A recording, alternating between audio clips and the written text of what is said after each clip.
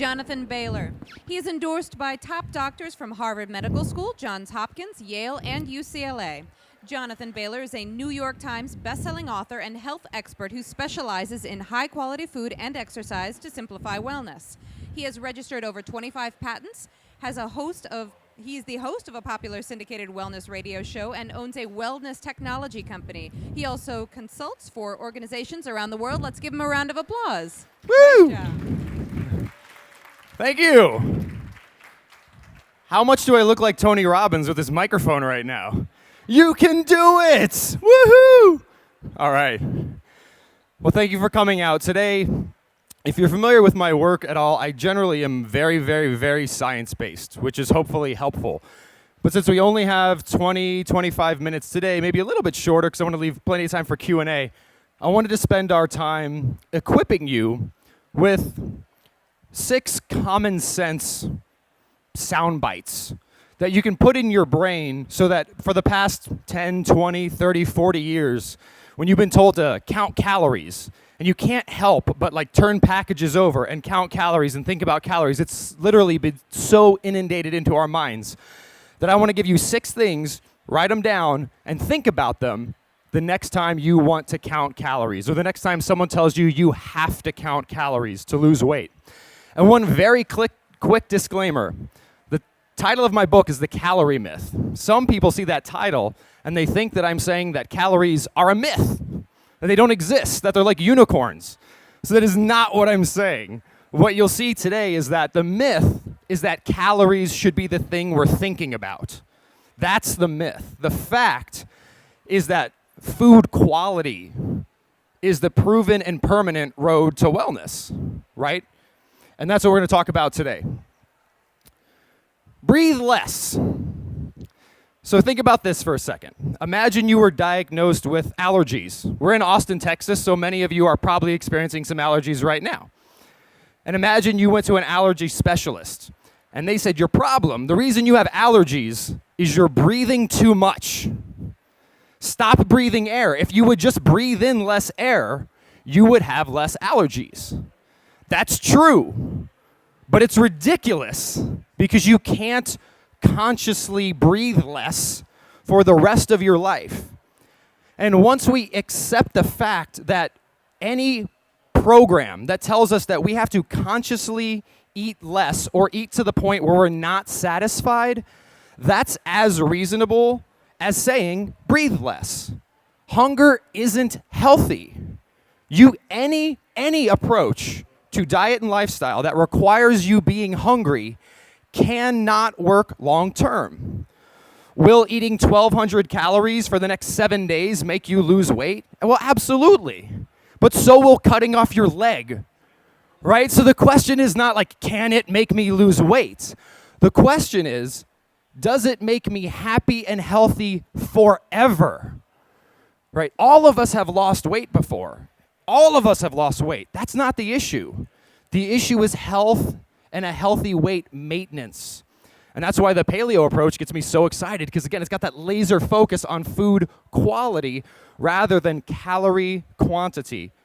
And I don't want to be repetitive, but again, once you grok that just eating less food to the point where you're hungry cannot work, all you can do, you can either eat less food, you can manipulate quantity, or you can manipulate quality.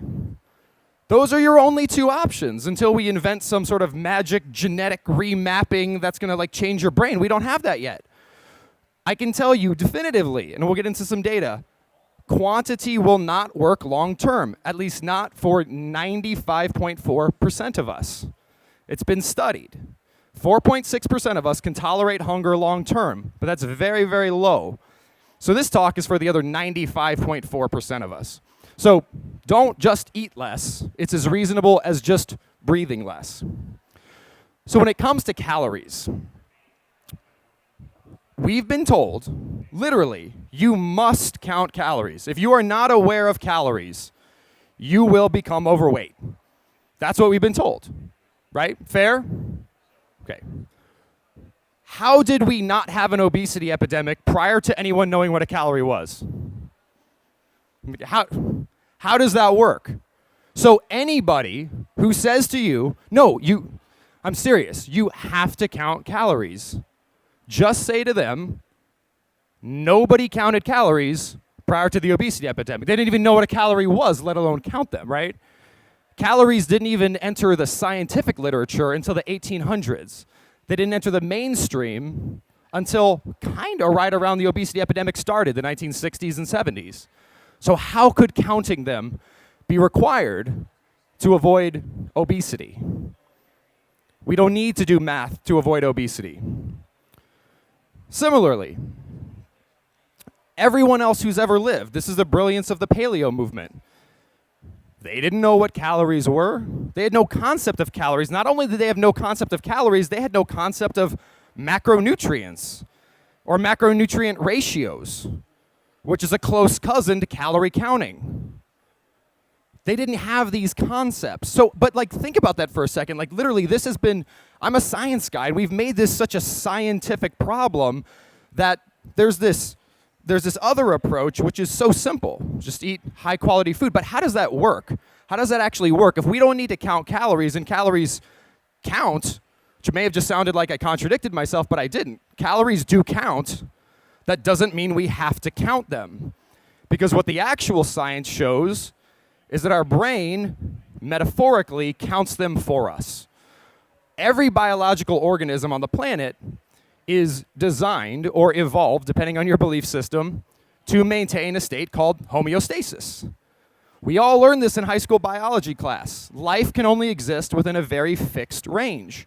If you walk into a hot room, you don't think about it, you start sweating. Why? Your body's trying to maintain homeostasis. You drink a lot of water. You don't have to think about it. You urinate more. Your body's trying to maintain homeostasis. You don't sleep a lot one night. You get really tired the next day. Your body's trying to maintain homeostasis. So it's not that calories don't count, it's that our hypothalamus in our brain, the part of our brain that we share with animals, counts them for us. And please note that this isn't controversial. This isn't like magic. Your brain will make you skinny automatically. Every clinical study that has ever looked or overfed people, given them too many calories, or underfed people, given them too few, every single study, every single participant observed, give them too many calories, aka more calories in, what happens? More calories out, automatically. Take a person, give them fewer calories. What happens? Fewer calories out, automatically. Last time you tried to count calories and starve yourself, starvation dieting, what happened? You felt tired, you felt cold, you felt like your brain was in a mental fog. That's your body slowing down. Body doesn't work like a math equation. It doesn't work like arithmetic. It works like biology. It's an adaptive system. So instead of trying to trick or starve that system, which is what we've been told, that we need to trick our bodies, that we need to starve our bodies, we simply need to heal that system. The system that for every other person that ever lived in any culture anywhere kept them slimmer while they tried, but they didn't try. That's the irony. They didn't try. The earliest known recorded rates of obesity in this country are from the early 1900s. They're from military records, and they show that the rates of obesity were sub 3%. Before anyone knew what a calorie was. Today, we're struggling to actually, those are military records. One of the biggest crises in our military today is that people are just too overweight to even join the military. And we're counting calories, we're counting macronutrients, we're complicating things even more. Third reason, kind of touched on this already, but think about everything else in your body. Everything else. So if it held that we did need to consciously count calories, wouldn't other systems in our body work that way? Like, wouldn't we have to consciously make sure that our blood pressure was balanced all the time? Or what about our blood sugar? We're all really familiar with our blood sugar. Why don't we have to consciously make sure that when our blood sugar goes up, it comes back down. We don't have to think about that. How does that work? Now, here's a really important distinction that someone might challenge you with when you make this point to them. They'll say, well, what about diabetes? Diabetics do have to consciously track their blood sugar. But what is diabetes? Diabetes is a breakdown of that homeostatic system. What is hypertension? Hypertension is the breakdown of the homeostatic, aka the system in your body that's designed to automatically balance out your blood pressure. So when that system breaks, you can treat the symptoms of the system breaking down by doing very unnatural things like taking medication or taking insulin or counting calories. But why do all of that complexity, why try to take over functions that should be automatic in your brain when you can just eat an abundance of nutrient-dense whole foods, heal the system, and let your body do that for you so you can use your conscious mind, your neocortex, the part of our mind that makes us uniquely human, to do things like love other people and make the world a better place and write poetry and rock your mission. If for no other reason, if you're counting calories, you are spending conscious energy, which is a fixed resource. We've now seen this in scientific studies. Willpower and conscious energy is a fixed resource.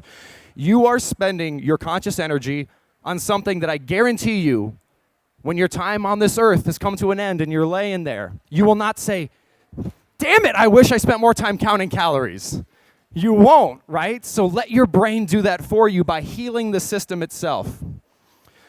Already talked about that one. Now, if someone gets a little snarky with these commonsensical arguments, which are frankly irrefutable, this is just how your body works. It's a homeostatic system, and it's been borne out in every study that's ever looked at it.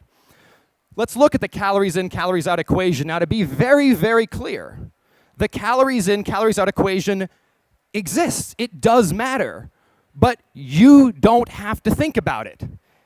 Right? If you do have an abundance of energy in your body, it will get stored somehow, and if you have a deficit, something will get burnt.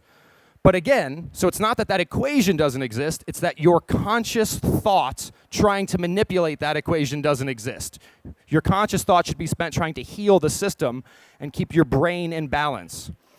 But let's talk about that equation. Let's say someone says, I don't believe, whatever, you have to count calories in. So let's talk about how unreasonable that actually is. So people who assert that you must count calories in, they have this mathematical model of your metabolism. Very precise, right? Eating 10 extra calories a day for 10 years is going to make you gain 100 pounds or whatever. You can just do metabolic math all day, which, interestingly enough, there was a study done at the University of North Carolina, Chapel Hill that showed that according to the best data available, the average American is consuming 570 more calories this was in 2008, than we were in the 1970s when we were relatively weight stable as a culture. So let's do metabolic math real quick. 570, too many calories per person per day for 8 years. So between 2006, the study was in 2006, and 2014. So 570 times 365 days in a year times 8 years. If that was true, the average American should have gained 476 pounds. We haven't. In fact, since the 70s, which if you continue that math all the way back, the average American should have gained about 1,100 pounds. We've gained, the average American, 20 pounds. So we have gained weight. We have consumed too many calories. But how do we explain, like literally, how do we explain gaining 99% fewer pounds than we should have according to calorie math? Is it because we've been exercising more? No. So, or could it be because our body is trying its damnedest to keep us in balance, but despite its best efforts, it's still being overwhelmed? But again, healing the body first.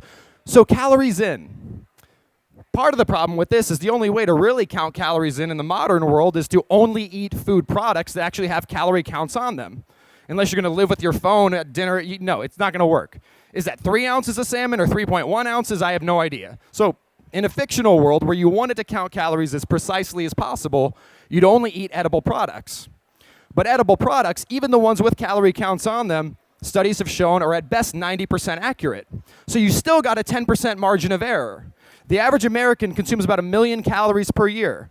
So even in that fictional, crazy scenario, the average American could be plus or minus 100,000 calories per year, which equates to about a 36-pound weight gain or weight loss per year, even in that fictional, precise scenario. You can't count calories in as precisely as would be required if your metabolism works like math. It's just impossible. Calories out is even more outrageous. About 70% of the calories you burn in the course of a day has nothing to do with physical movement. Unless you're an Olympic athlete, about 70% of the calories you burn throughout the course of the day has to do with things like muscle protein synthesis. If you're eating sufficient high-quality protein, about 400 to 700 calories are burnt per day simply rebuilding your body. Your liver burns about 600 calories per day just being your liver. If you wanted to burn 600 calories per day through aerobic exercise, you'd be going on 90-minute jogs every single day for the rest of your life, which frankly just makes you hungry, and it's a hell of a lot easier to eat calories than it is to burn calories, so that isn't going to work. So you can wear every single biometric device you would ever want to wear. It's missing 70+% of the out portion of the equation. So you can't count calories out even if you wanted to. The problem with the calorie theory is that it's intuitive. It's intuitive as hell. Just eat less and exercise more and you'll lose weight. You know what else is intuitive? That the earth is flat, especially here in Austin. Look outside. It really looks like the earth is flat, doesn't it? But it's not. It's kindergarten logic, right? It looks flat, but it's not. So once we understand science, for example, the law of gravity, we know that the earth isn't flat, and we know that the people on the bottom don't fall off. Similarly, when we understand how our body works and we understand the laws of biology, we can see that it's only through improving the quality of what we eat that we maintain the integrity or heal the integrity of the system that keeps every other person who ever lived prior to the current 3 generations, and frankly, every other species on the planet. How is it that like a cow that has access to unlimited grass doesn't become overweight? We've all ate grass-fed beef. It's incredibly lean. How do cows gain weight? When they start feeding them corn. When they change the quality of their diet, not the availability of food. In fact, researchers couldn't make mice and rats fat when they tried to for many, many years in laboratories until they discovered what they called the cafeteria diet, which is changing the quality of the food the rats were eating. Think again about going to see your physician, because you've probably had this experience if you're struggling with your weight and your physician's saying, look, you just need to eat less and exercise more. As analogous to, let's say, maybe something terrible happened in your life and you're feeling a little depressed. And you went to go see another kind of doctor, a psychiatrist, and you said, psych. If you called him psych, I don't know why you'd call him psych. You said, hey, doc, maybe that works better. I'm depressed. What should I do? And the psychiatrist said, just frown less and smile more. What's your problem? Everyone I see who's not depressed frowns a lot less than you do and they smile a lot more than you do, so clearly that's your problem, right? It's kindergarten logic. It's intuitive, but it's wrong. By eating an abundance of high-quality food, we can do unconsciously what we could never do consciously and that we're not supposed to have to do consciously. That's what our brains are for, and specifically that's what our hypothalamus is for. I think these slides will become available. I don't think we have time to go through them. Point is, this is the study that showed that less than 1 in 20 people are able to balance calories by themselves really quick. You might need to talk to points like this. If calorie counting doesn't work, how do you explain things like this? Again, use a thing called the law of large numbers. In this country, at any point in time, about 100 million people are trying to count calories. So even with a 4.6% success rate, we've still got 4.6 million people who can say, look, this works. But what about the other 95.4% of us? So, and it's not about criticizing those people. It's just about saying there's 2 techniques. One that works 4.6% of the time, called starvation, and another that works a lot easier and a lot more often, called eating an abundance of high-quality food. And that's why we're here. This is a really interesting study that bears this out. We don't have time to go through it. The slides are available. And just remember, this might seem really simple, but it has to be simple, right? If staying healthy and not dying of diabetes was hard, we would have died off as a species a hell of a long time ago. So anytime this starts to seem too complex, pop up a level and simplify. And I'm Jonathan Baylor. There's a lot more about this in the Calorie Myth book and on caloriemythbook.com. And now it's time for questions. Yay!